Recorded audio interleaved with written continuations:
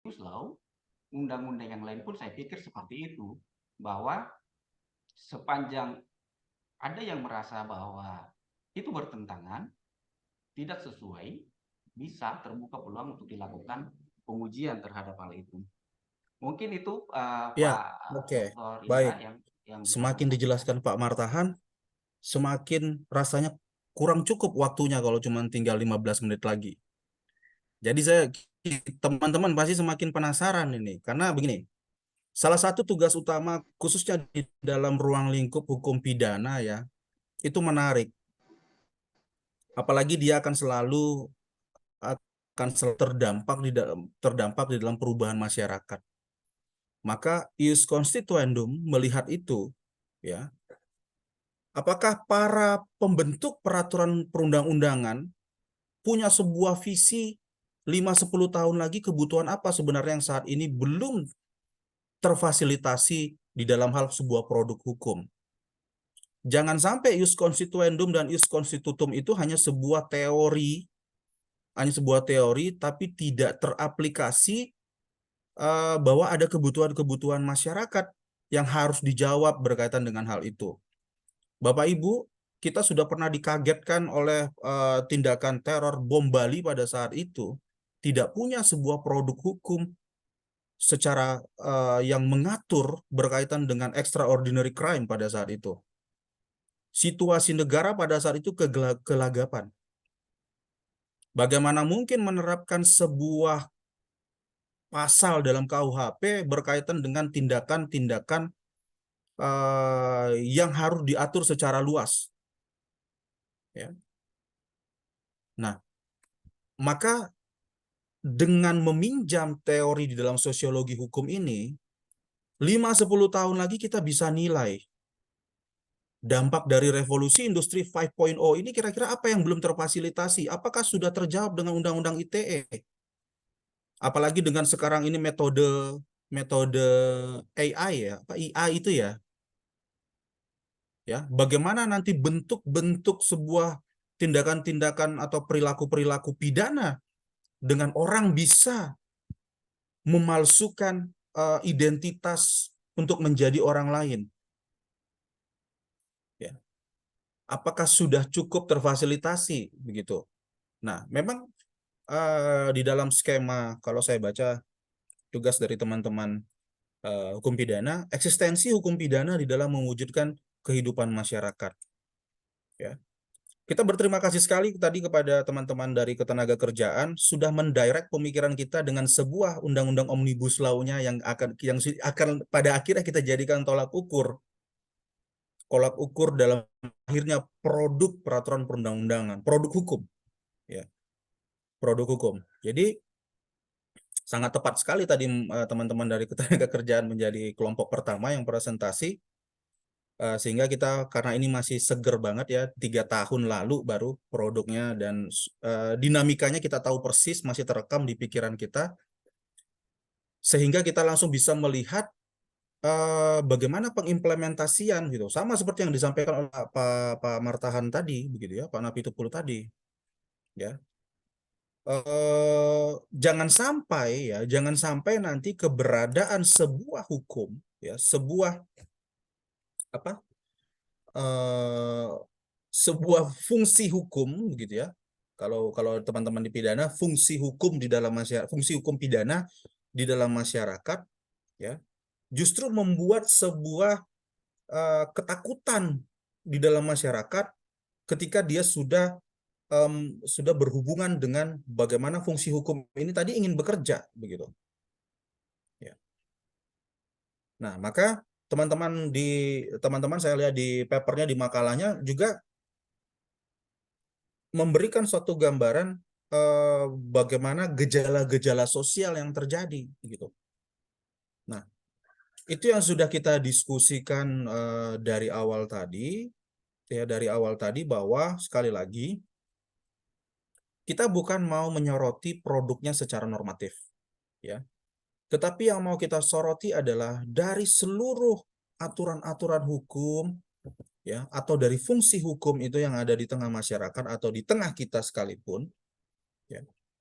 bagaimana nilai-nilai perubahan yang terjadi di masyarakat. Bagaimana gejala-gejala yang terjadi di masyarakat. Ya, tidak usah jauh-jauh. Misalnya 2 hari inilah, kebetulan tadi juga pendaftaran capres dan cawapres, penyerahan berkas. Saya kira bukan WhatsApp grup saya saja ya. Mungkin ada WhatsApp grup Bapak Ibu sekalian, orang sudah lupa berkaitan dengan norma di dalam undang-undang pemilu.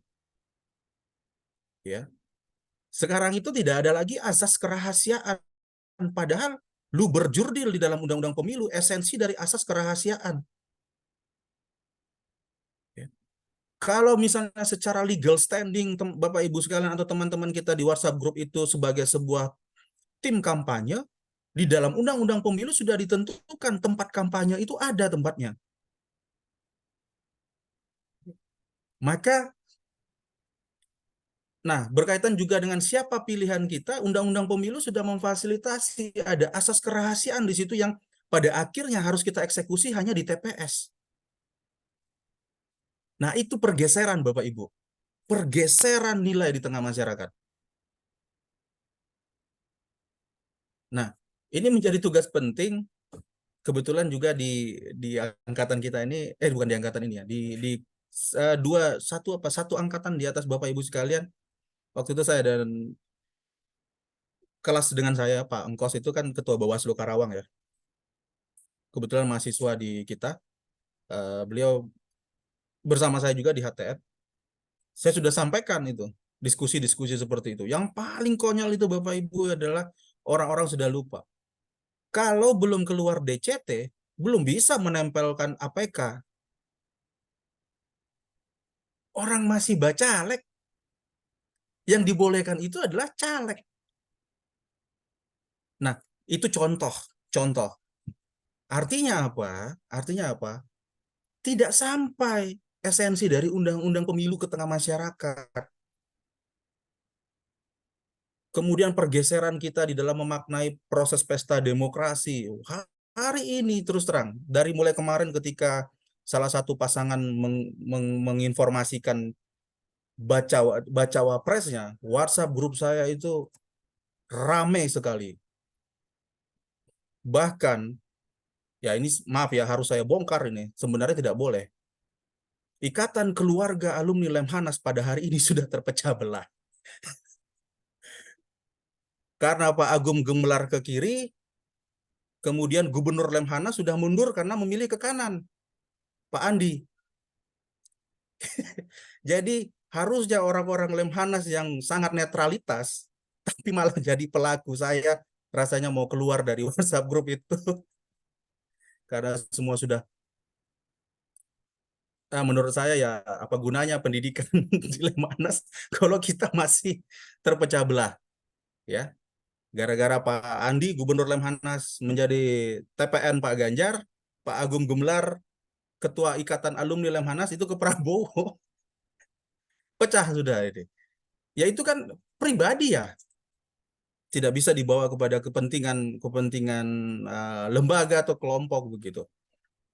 Jadi saya bingung, apa gunanya teman-teman kemarin berbulan-bulan pendidikan ya kalau hal-hal kecil seperti ini kita masih harus perdebatkan. Nah itu ramai sekali Bapak Ibu. Per 2 hari ini ya, per 2 hari ini. Nah itu ada pergeseran di situ ya.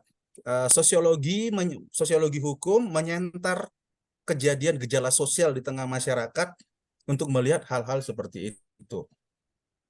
Ya. Sangat itu nyata di depan mata kita. Saya sudah bilang tadi, orang-orang sekarang gampang kita. Saya sudah tahu misalnya ini pilihannya nanti ke nomor 1, nomor 2. Ya. Karena dia sudah secara vulgar mendeklar itu. Jadi tidak ada lagi asas luber-jurdil itu kan. Di mana pemilu itu adalah asas kerahasiaan yang harusnya diimplementasi itu adalah di TPS nantinya. Ya. Tim kampanye secara legal standing juga kampanye gitu. Kampanye juga punya tempat atau titik kampanye yang ditentukan. Saya nggak bisa nih, di dalam ruang forum Zoom seperti ini saya mengkampanyekan salah satu pasangan, saya pelanggaran, saya bisa dilaporkan kepada Bawaslu. Apalagi misalnya, mohon maaf, kita Bapak Ibu yang ASN misalnya ngomongin ngomongin ngomongin itu ya berbahaya ya begitu ya. Nah, itu contoh Bapak Ibu. Tapi gejala sosial terjadi begitu. Terjadi gitu. Bapak Ibu kalau lihat di data 2019 di Bawaslu, hampir 45% tercapture, terscreenshot beberapa aparatur sipil negara menaikkan status ke media sosial untuk mengusung memilih pasangan tertentu. Nah, itu gejala sosial terjadi. Jadi betapa lemahnya pemahaman mengenai bagaimana skema sistem pemilu. Jadi kalau kita mau kejar-kejaran dengan Australia yang saat ini pemilunya sudah sistem vote dari HP saja, dalam satu keluarga itu ada 5 orang, semuanya beda-beda, tidak dipengaruhi oleh orang tuanya, oleh anaknya, mungkin kita harus kejar itu Bapak Ibu, kedewasaan kita di dalam pemilu. Itu salah satu contoh ya. Karena tadi menyinggung gejala sosial di dalam paper teman-teman pidana. Baik, rasanya harus kita tuntaskan di dalam pertemuan berikutnya untuk teman-teman pidana dan HTN dan bisnis. Menarik sekali pada hari ini teman-teman dari bisnis sudah membawa satu tema yang memasuki kita dalam ruang diskusi yang cukup akademis.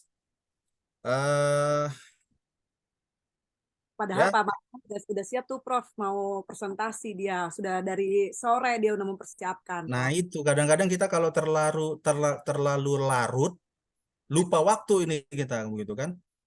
Lupa waktu. Harusnya pidana saya bagi 2 kemarin ya, tidak 9 orang. Jadi bisa dapat 2 tema. Oke, baik Bapak Ibu, saya kira mudah-mudahan kalau memang ada permintaan luring, Mbak Reneka ada WA saya minta luring ya, Kamis depan kita bisa luring, itu ruangan mood court bisa dipakai karena saat ini PKPA hanya hari Sabtu dan Minggu ya. Oke, bisa dipakai ruang mood court karena waktu itu saya sudah confirm ke TU. Kalau mau luring hari Kamis depan itu bisa dipakai. Kita bisa di ruang mood court, di ruang peradilan semu itu di belakang fakultas gedung utama ya, di belakang gedung utama ada ruang mood court. Baik, saya kira berhubung juga untuk Bapak Ibu sekalian harus menjalankan ibadah sholat maghrib, maka sekali lagi terima kasih kepada Bapak Ibu dari teman-teman ketenagakerjaan. Saya kira nggak perlu direvisi Pak, tapi poinnya sudah dapat. Nanti boleh di-share Pak makalah lengkapnya Bapak Ibu sekalian, boleh di-share di grup biar Bapak Ibu yang lain bisa baca dan mengetahui begitu. Siap. Boleh Pak Damiri nanti dan teman-teman boleh. Saya kira demikian Bapak Ibu sekalian. Terima kasih atas waktu Pak Susantri sudah di jalan sepertinya. Pak, hati-hati Pak. Fokus menyetirnya. Siap, Profesor. Pak Tri juga ini sudah di jalan seperti sedang menyetir ini. Hati-hati di jalan Pak ya. Oke, baik. Baik, terima kasih Bapak Ibu sekalian. Semoga selalu dalam keadaan sehat. Saya mohon maaf kalau ada hal-hal yang kurang berkenan. Kita ketemu kembali minggu depan. Sehat selalu semuanya. Selamat sore. Assalamualaikum warahmatullahi wabarakatuh. Salam sejahtera semuanya. Mohon izin untuk pamit Bapak Ibu. Terima kasih. Waalaikumsalam warahmatullahi wabarakatuh. Masih Prof. Waalaikumsalam.